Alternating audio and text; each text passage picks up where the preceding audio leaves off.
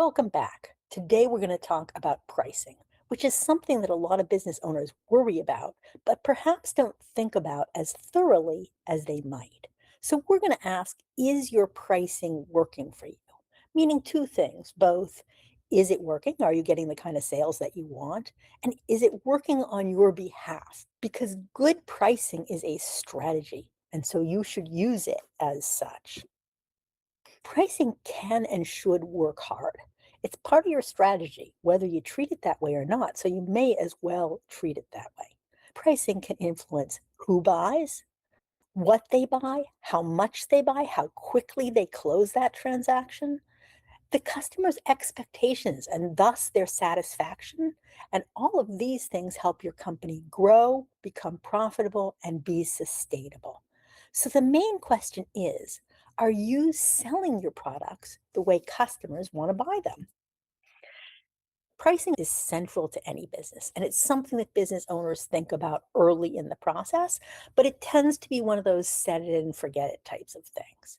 Oftentimes, initial pricing is set on one of a couple bases. You set it competitively.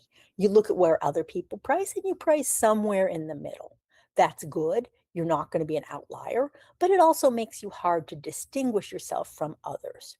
There's cost base. You know what something costs, you mark it up, you know you're making a profit. That's fine, but it also may not reflect all the value or all of your costs. There's premium pricing. You look at what others charge and you say, well, my quality is better, my service is better, so I'm going to charge at the higher end. But you need to not only have that higher quality, but make sure customers perceive and value that quality that you're charging for. At the other end of the spectrum, you may choose to be the low price provider. There's no sticker shock. It should be relatively easy to absorb your pricing, but your margin is low. It's very hard to distinguish yourself on anything other than price, and you may be locked into this race to the bottom for who can charge the least. Whenever you set your prices originally, the question you want to ask now is, do your current prices reflect the value that you've added since you first set pricing? And when we're talking about value, we need to remember that we're talking about the customer's perception of value. You may think you know the added value that you provide, but unless the customer values that, they may not be willing to pay for it. On the other hand, they may be willing to pay for things you're not charging for because they value those things. Beyond product or service quality, these things can be convenience, speed, customization, reduce risk, access. They get more time with you, they get their questions answered. The overall experience, whether it's the transaction, support, or certainty, consistency, they're going to get what they were looking for. So, are you charging for the value you're providing? That's the question you really want to ask. And of course, it's not as if you only have one customer. Every business has different types of customers, and at various times, you're going to want to stress one or the other of these groups.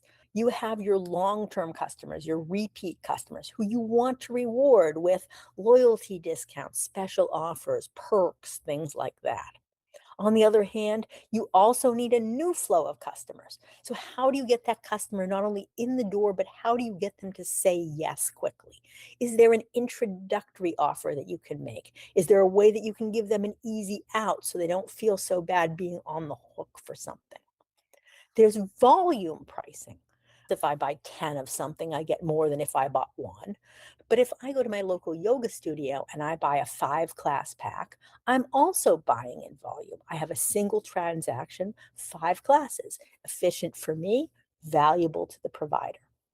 Efficiency is something that people will pay for, and it's something that has value to you. So if I make it easy to buy, easy to onboard, or if I offer things in bundles so the customer doesn't have to choose, those all may be things that the customer will value and pay for.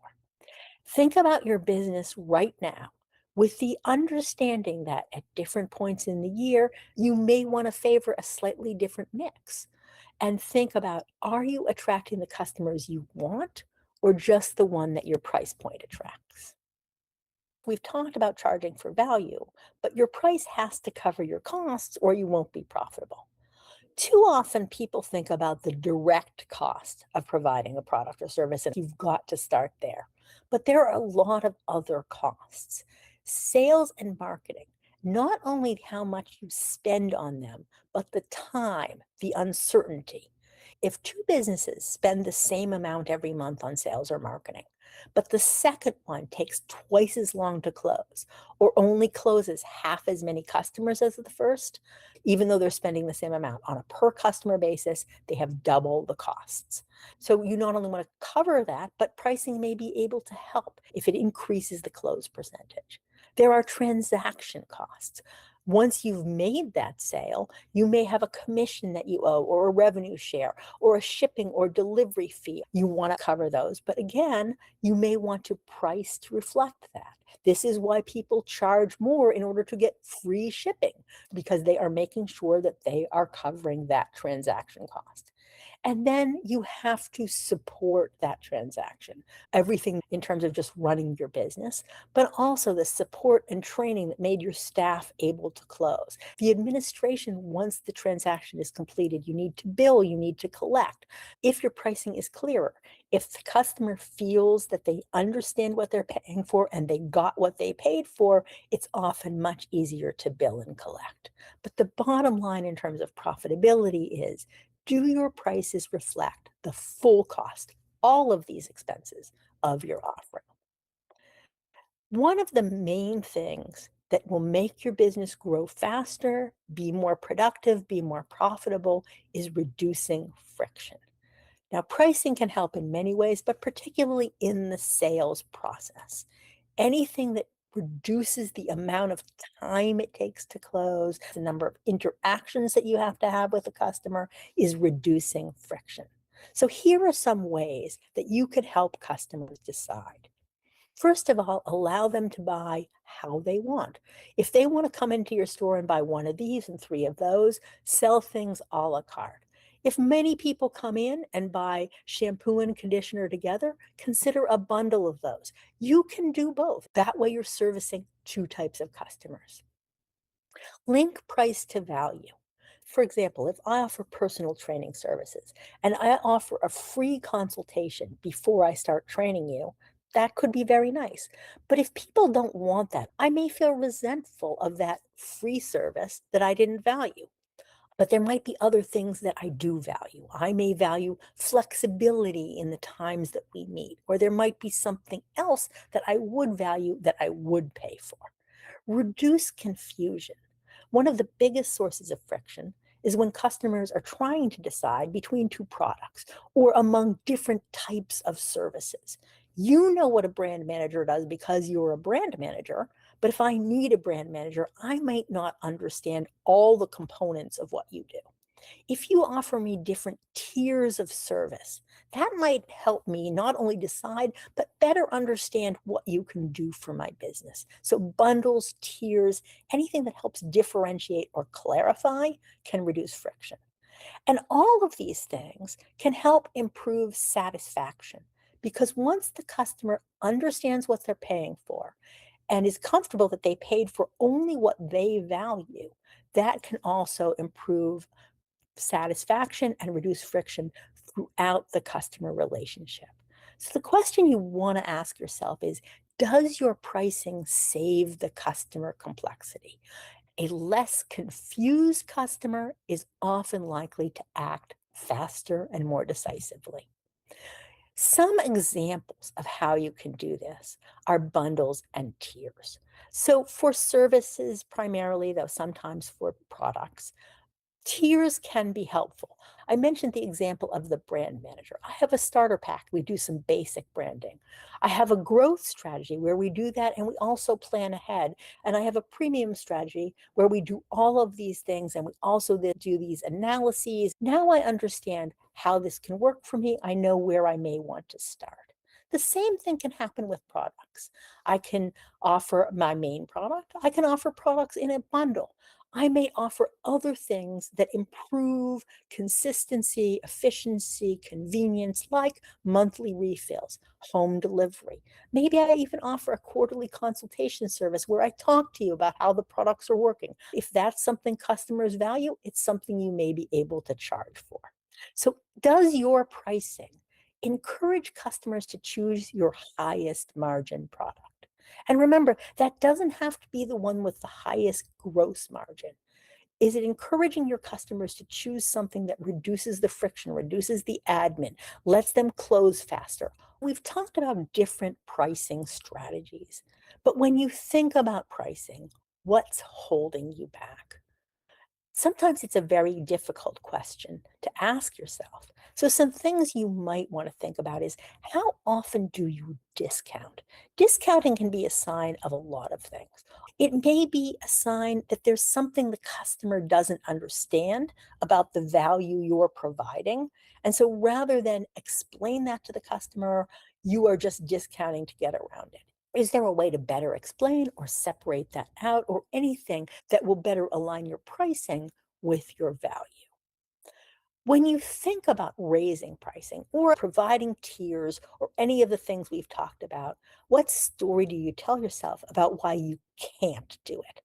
Because that may be an indicator of where you can change other things, the way you're presenting your prices, the way you're explaining your product or service that will better align price with value. Another question is, what's stopping the customer from paying more? Is there something that they do value that they would pay for that you're just not charging for? And a good general question is, what's the worst that would happen if you raised your prices 10%? Now, that's just a starting point, but it might help you think of where you do have room to raise prices, where you do have room to charge for things you're not currently charging for. So, thinking about all of this, if you were to start today, knowing what you know, how would you set your pricing? What would you value? What would you encourage customers to value and pay for? Who are your best customers? And you can define best however you wish. The ones who are most loyal, the ones who are most repeat, the ones who spend the most, the ones who are growing fastest. What do they value? And then, where are the costs in your system and where is the friction? Are there points that you could address from the customer's point of view and from your own that could help alleviate some of those? And what creates value?